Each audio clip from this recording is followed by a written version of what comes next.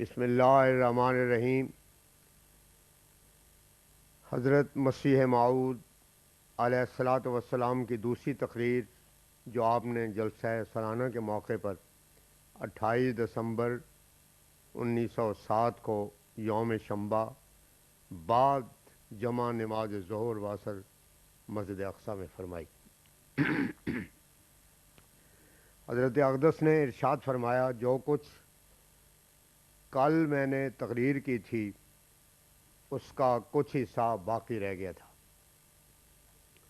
کیونکہ بسبب علالت طبع تقریر ختم نہ ہو سکی، اس واسطے آج پھر میں تقریر کرتا ہوں۔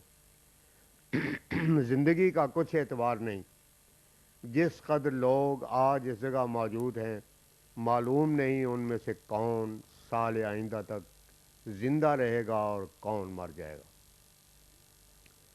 ہمارا فرض ہے کہ ہم ہر طرح سے لوگوں کو سمجھاویں کہ یہ زمانہ بہت نازک ہے۔ خدا تعالیٰ نے اس قدر بار بار مجھے آئندہ اور بھی خطرناک زمانے کے آنے کے متعلق وحی کی ہے، جس سے معلوم ہوتا ہے کہ قیامت قریب ہے اور وہ جلد آنے والی ہے۔ جیسا کہ کل بیان کیا گیا تھا، طرح طرح کے لباسوں میں موتیں وارد ہو رہی ہیں۔ طاعون ہے، وبائیں ہیں، قحط ہے، زلزلے ہیں۔ جب ایسی مصیبتیں وارد ہوتی ہیں تو دنیا داروں کی عقل جاتی رہتی ہے اور وہ ایک سخت غم اور مصیبت میں گرفتار ہو جاتے ہیں جس سے نکلنے کا کوئی طریق ان کو نہیں سوچتا۔ قرآن شریف میں اسی کی طرف اشارہ ہے، وَتَرَى النَّاسَ سُكَارَىٰ وَمَا هُم بِسُكَارَىٰ۔ تو لوگوں کو دیکھتا ہے کہ نشے میں ہیں، حالانکہ وہ کسی نشے میں نہیں، بلکہ بات یہ ہے کہ نہایت درجے کے غم اور خوف سے ان کی عقل ماری گئی ہے اور کچھ حوصلہ باقی نہیں رہا۔ ایسے موقع پر بجوز متقی کے کسی کے اندر صبر کی طاقت نہیں رہتی۔ دینی امور میں بجوز تقوی کے کسی کو صبر حاصل نہیں ہو سکتا۔ بلا کے آنے کے وقت سوائے اس کے کون صبر کر سکتا ہے جو خدا تعالیٰ کی رضا کے ساتھ اپنی رضا کو ملائے ہوئے ہو، جب تک کہ پہلے ایمان پختہ نہ ہو۔ ادنا نقصان سے انسان ٹھوکر کھا کر دیریا بن جاتا ہے۔ جس کو خدا تعالیٰ کے ساتھ تعلق نہیں، اس میں مصیبت کی برداشت نہیں۔ دنیا دار لوگ تو ایسے مصائب کے وقت وجود باری تعالیٰ کا بھی انکار کر بیٹھتے ہیں۔ دنیا کی وضع ہی ایسی بنی ہے کہ اس میں مصائب کا آنا ضروری ہے۔ دنیا میں جس قدر آدمی گزرے ہیں ان میں سے کون دعویٰ کر سکتا ہے کہ اس پر کبھی کوئی مصیبت وارد نہیں ہوئی؟ کسی کی مصیبت اولاد پر وارد ہوتی ہے اور کسی کے مال پر اور کسی کی عزت پر۔ غرض ہر ایک کو کوئی نہ کوئی مصیبت اور ابتلا دیکھنا ہی پڑتا ہے، بغیر اس کے دنیا میں چارہ نہیں۔ یہ دنیا کا لازمہ ہے۔ عرب کا ایک پرانا شاعر لکھتا ہے، سئمت تکالیف الحیات ومن یعش ثمانین حولا لا بالک یسمی۔ دنیا میں نے بڑی بڑی تکلیفیں دیکھی ہیں، اور جو کوئی میری طرح 80 سال تک جیے گا وہ بھی لا مالا کچھ دیکھے گا۔ دنیا کے مصائب تو دراصل چند روز کے واسطے ہیں، کوئی جلدی مرا اور کوئی دیر سے مرا، آخر سب نے مرنا ہے۔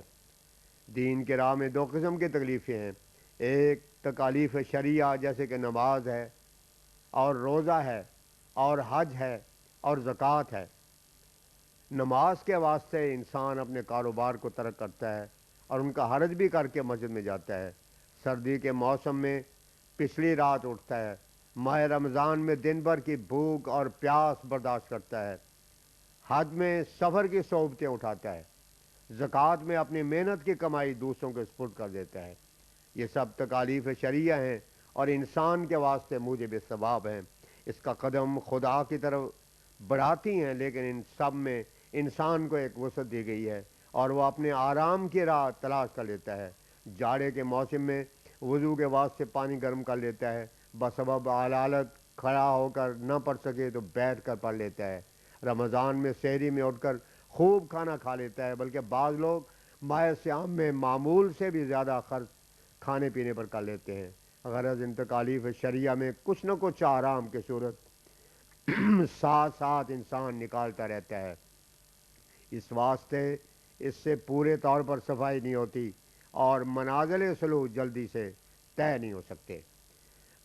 لیکن تکالیف سماوی جو آسمان سے اترتی ہیں ان میں انسان کا اختیار نہیں ہوتا اور بہرحال برداشت کرنی پڑتی ہیں۔ اس واسطے ان کے ذریعے سے انسان کو خدا تعالیٰ کا قرب حاصل ہوتا ہے۔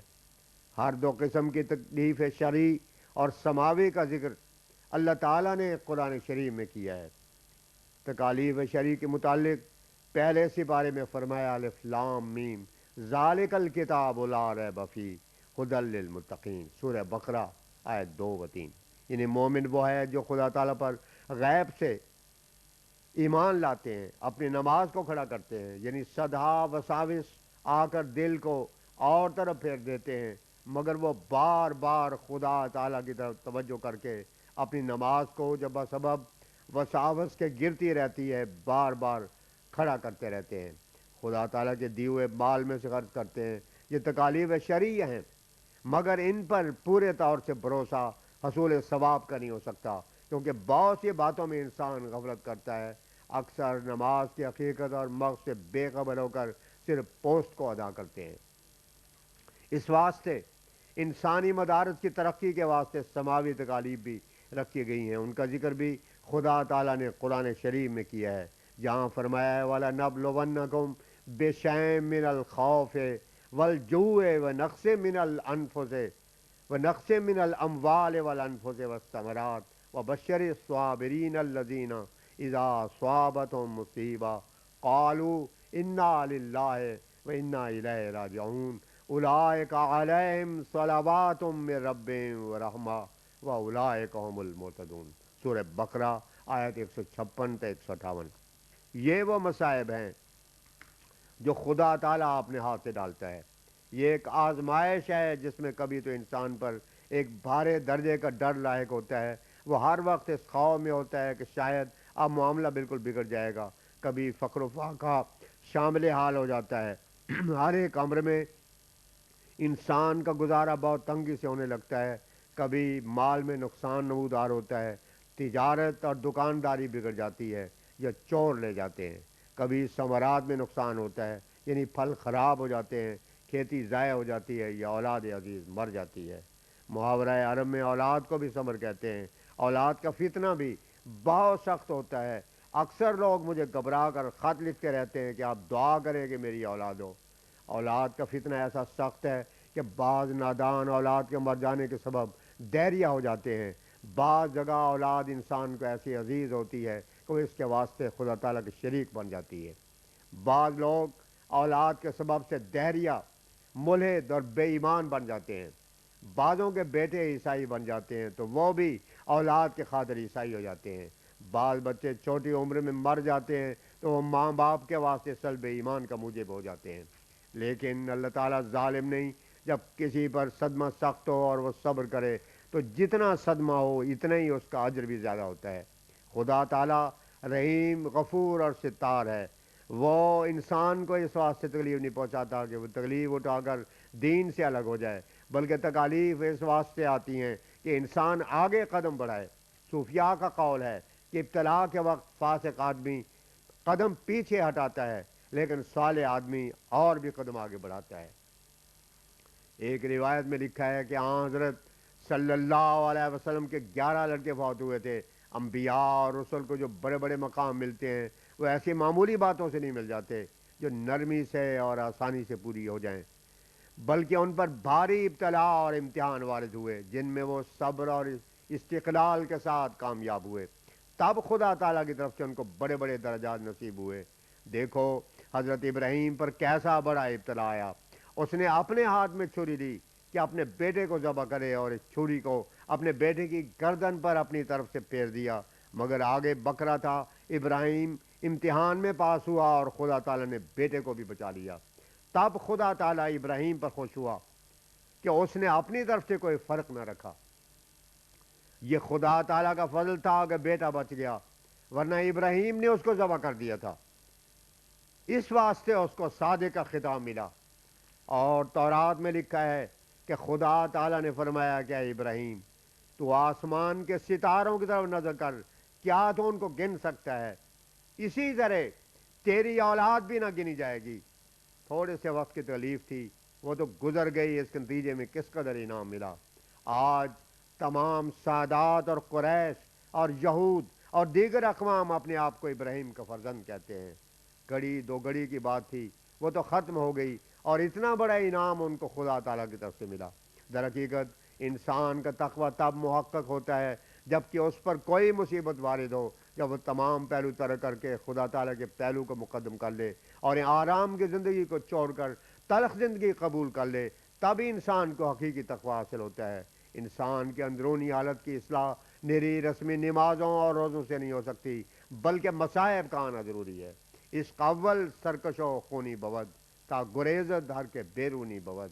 اول حملہ عشق کا شیر کی طرح سخت ہوتا ہے۔ جس قدر انبیاء اور رسول اور صدیق گزرے ہیں، ان میں سے کسی نے معمولی امور سے ترقی نہیں پائی، بلکہ ان کے مدارج کا راز اس بات میں تھا کہ انہوں نے خدا تعالیٰ کے ساتھ موافقت تامہ کی۔ مومن کی ساری اولاد ذبح کر دی جائے اور اس کے سوائے بھی اس پر تکالیف پڑے، تب بھی وہ بہرحال قدم آگے بڑھاتا ہے۔ دیکھو، انسان باوجود ہزاروں کمزوریوں کے اپنے سچے دوست کے ساتھ وفاداری کرتا ہے، تو کیا خدا جو رحمان اور رحیم ہے وہ تمہارے ساتھ وفاداری نہ کرے گا؟ خدا تعالیٰ سے ایسا پیار کرو کہ اگر ہزار بچہ ایک طرف ہو اور خدا ایک طرف، تو خدا کی طرف اختیار کرو اور بچوں کی پرواہ نہ کرو۔ مصائب تمام انبیاء پر وارد ہوتے رہے ہیں، کوئی ان سے خالی نہیں رہا۔ اسی واسطے مصائب کے برداشت کرنے والے کے لیے بڑے بڑے اجر ہیں۔ اللہ تعالیٰ نے قرآن شریف میں فرمایا ہے اور اپنے رسول کو خطاب کیا ہے کہ صبر کرنے والوں کو خوشخبری دے دو، جو مصیبت کے وقت کہتے ہیں کہ ایک وقت تھا کہ ہمارا کوئی وجود ہی نہ تھا، خدا تعالیٰ نے ہم کو پیدا کیا اور اس کی ہم امانت ہیں اور اسی کے بعد جانا ہے۔ ایسے لوگوں کے واسطے بشارت ہے۔ ان مصائب کے ذریعے سے جو برکات حاصل ہوتے ہیں اور خدا تعالیٰ کی طرف سے جو خاص بشارت ملتی ہے، وہ نماز، روزہ، زکوٰۃ سے حاصل نہیں ہو سکتی۔ نماز کماکو ادا ہو جاوے تو بہت عمدہ شے ہے، مگر خدا تعالیٰ کی طرف سے جو نشانہ لگتا ہے وہ سب سے زیادہ ٹھیک بیٹھتا ہے، اور اسی سے ہدایت اور استگاری حاصل ہوتی ہے۔ اب اہل جماعت غور سے سنیں، اب اہل جماعت غور سے سنیں اور اس بات کو سمجھیں کہ دونوں قسم کی تکالیف خدا تعالیٰ نے تمہارے واسطے رکھی ہیں۔ اول تکالیف شرعی ہیں، ان کے برداشت کرو۔ دوسری تکالیف قضاء و قدر کی ہیں۔ اکثر انسان شرعی تکالیف کو کسی نہ کسی طرح ٹال دیتے ہیں اور ان کو پورے طور سے ادا نہیں کرتے، مگر قضاء و قدر سے کون بھاگ سکتا ہے؟ اس میں انسان کا اختیار نہیں۔